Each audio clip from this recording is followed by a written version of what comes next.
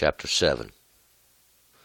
Is there not a time of service to a man upon earth? And are not his days like the days of a hireling? As a servant that eagerly longeth for the shadow, and as a hireling that looketh for his wages, so am I made to possess. Months of vanity and wearisome nights are appointed to me. When I lie down, I say, when shall I arise? But the night is long, and I am full of tossings to and fro unto the dawning of the day. My flesh is clothed with worms and clods of dust. My skin closeth up and breaketh out afresh. My days are swifter than a weaver's shuttle, and are spent without hope. O remember that my life is a breath, and mine eye shall no more see good. The eye of him that seeth me shall behold me no more. While your eyes are upon me, I am gone. As the cloud is consumed and vanisheth away, so he that goeth down to the grave shall come up no more. He shall return no more to his house, neither shall his place know him any more. Therefore I will not refrain my mouth. I will speak in anguish of my spirit. I will complain in the bitterness of my soul. Am I a sea, or a sea monster, that you settest a watch over me? When I say, my bed shall comfort me, my couch shall ease my complaint, then you scarest me with dreams, and terrifiest me through visions, so that my soul chooses strangling and death rather than these my bones. I loathe it. I shall not live alway. Let me alone, for my days are vanity. What is a man that you shouldest magnify him, and that you shouldest set your heart upon him, and that you shouldest remember him every morning and try him every moment? How long wilt you not look away from me, nor let me alone till I swallow down my spittle? If I have sinned, what do I unto you? O you watcher of men, why have you set me as a mark for you, so that I am a burden to myself? And why dost you not pardon my transgression, and take away my iniquity? For now shall I die in the dust, and you shall seek me, but I shall not be. All right, let's go back up to verse 1. Now, we read, yesterday, Job had started to respond to Eliphaz, this mighty one of that refined gold. He was beginning to respond to him, and Job had answered him and told him if only all his punishment was weighed out, if you could see his punishment, if it was all weighed out, put in a balance, put in a scale, it would be heavier than all the sands of the sea. All this was pressing down upon Job. Job was in great affliction of his flesh, and it was even reaching into his spirit, and it was causing him to strive and contend, and we'll find out. His friends had come there, these so-called buddies of Job's, to offer some consolement or offer some comfort or in some way try to help him, and we're going to find out their words are not going to be as much comfort to Job as they think they are. But we'll find out. Job maintains his innocence, maintains his righteousness. And Job explains that he knows the difference between right and wrong. He has understanding. They're not telling him anything he doesn't know. He has the ability to tell where craftiness is involved, these plans that men have made against him. We're picking it up here in verse 1. Is there not a time of service to a man upon earth, and are not his days like the days of a hireling? Is there not a time of service of a man upon the earth? Is there not a time for man to work? Is there not a time for man that has to do his job, do his duties? And are not his days like the days of a hireling, just like someone who is hired? They're hired for a specific purpose. They're hired for a job.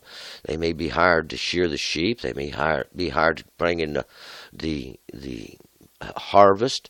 And this would be a job. And when this job was completed, their days of duty are done. See? And the man in his days and even in his understandings is much the same way. He has a duty. It'll last for a while, too, and as a servant that eagerly longeth for the shadow, and as a hireling that looketh for his wages. And even this servant, this one who's worked, he's eagerly longing for the shadow. That's his place of rest, his place of protection. The shadow is a shade a little bit of shade, some comfort now even, or protection from his labor. And the hireling that looketh for his wages, or even that which he's earned, looking forward to it. Payday. 3. So am I made to possess. Months of vanity and wearisome nights are appointed to me. And so am I made to possess, and this is like a duty that Job has to carry out. He has to complete this. This is what he's doing. He's carrying his load. Months of vanity and wearisome nights are appointed to me, and that's where Job finds himself in these periods of suffering, these wearisome nights and these times of darkness even in his understandings. It's not a punishment. It's a trial, so to speak. Job is passing through it. He's going to hold up his faith and maintain his understanding. 4. When I lie down, I say, when shall I arise? But the night is long, and I am full of tossings to and fro unto the dawning of the day. And when I lie down at night, and with all this loathsome that was upon his flesh, Job had all these boils upon him. The night is long. There's no sleep in it. There's no rest. I am full of tossings to and fro unto the dawning of the day. And this is like a man that's laying on his bed. A bed is something we create in life. He's tossing to and fro. He has no understandings of which way to go or what to do. And until the dawning of the day, till the morning comes, all through the night.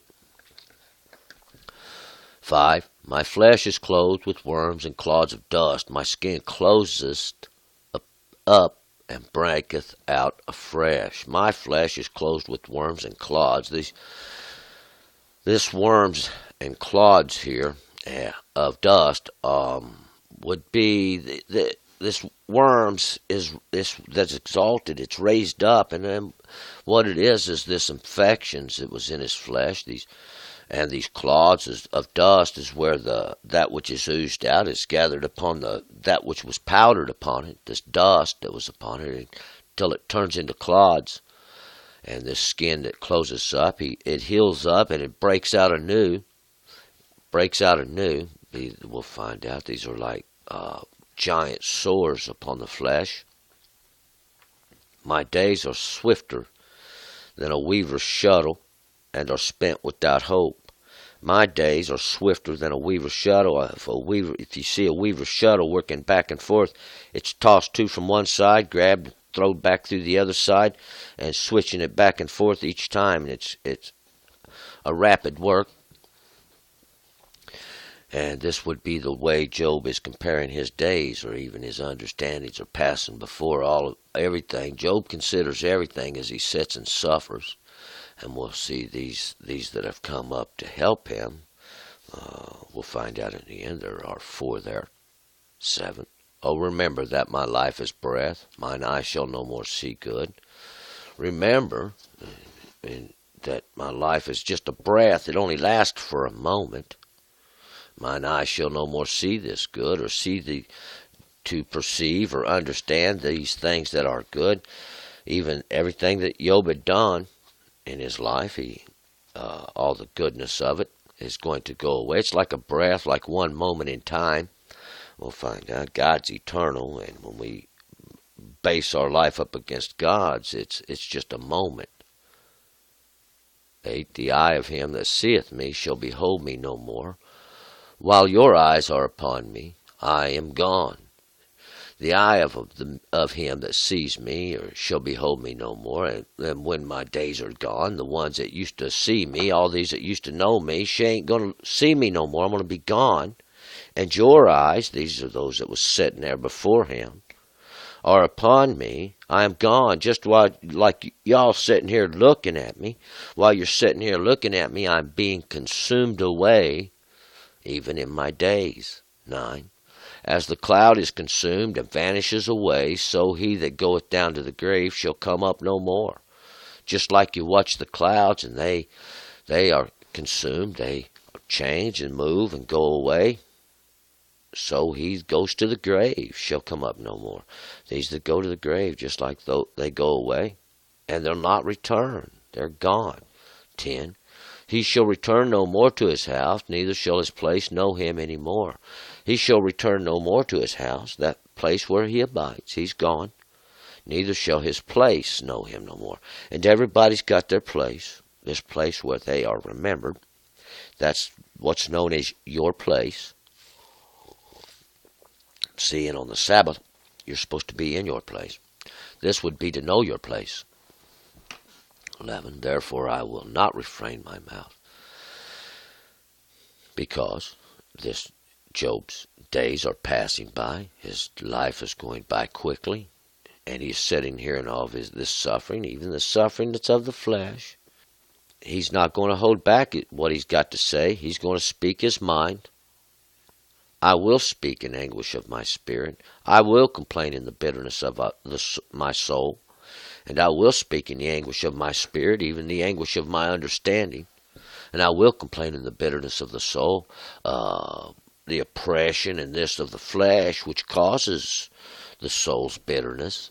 And Job, searching through all of his understandings, we'll find out Job is trying to figure out what's wrong himself, and these guys are just offering a bunch of vanity, a bunch of empty words, and not offering to help Job in any way. 12.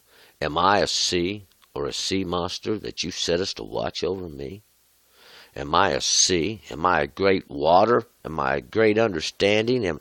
Am I a sea monster?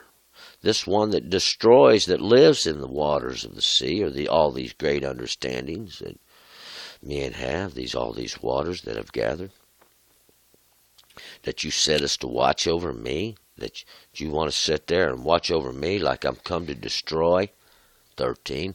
When I say my bed shall comfort me, my couch shall ease my complaint.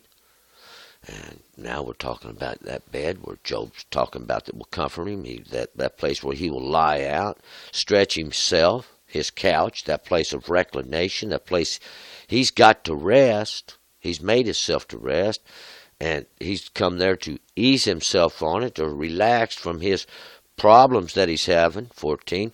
Then you scarest me with dreams and terrifiest me through visions. And we'll find out these ones that come up, that's what they've come to do, to scare him with their dreams and their understandings, all their imaginations, and to terrify him with these visions. They've not come to comfort Job. 15. So that my soul chooses strangling and death rather than these my bones. Until the point that Job's soul chooses to die, that's to strangle himself, to cut off the air coming into him, rather than his bones, rather than his own essence, his own understandings, because they've come to just make his life worse. And we'll find out with their rattlings, with all their rattlings, as we go through this book for the next 30-some chapters. 16. I loathe it. I shall not live alway. Let me alone, for my days are vanity. I loathe it. I loathe it. I can't stand it. Job says, I'm not going to live forever. Leave me alone. My days are vanity. My understandings even are for nothing. They're vanishing away. My days, even these days that I live, these little circles, they're little cycles in the number of the greater days. 17. What is a man that you shouldest magnify him, and that you shouldest set your heart upon him? What is a man that you should magnify him, that you should try to lift him up or make him known in his sin, that you should have set your heart upon him? And that's even your understandings. Why have you come to set your understandings upon a man? These capitalized thous here, and this thy, I'm not in agreement with that. I believe we have Job addressing Eliphaz.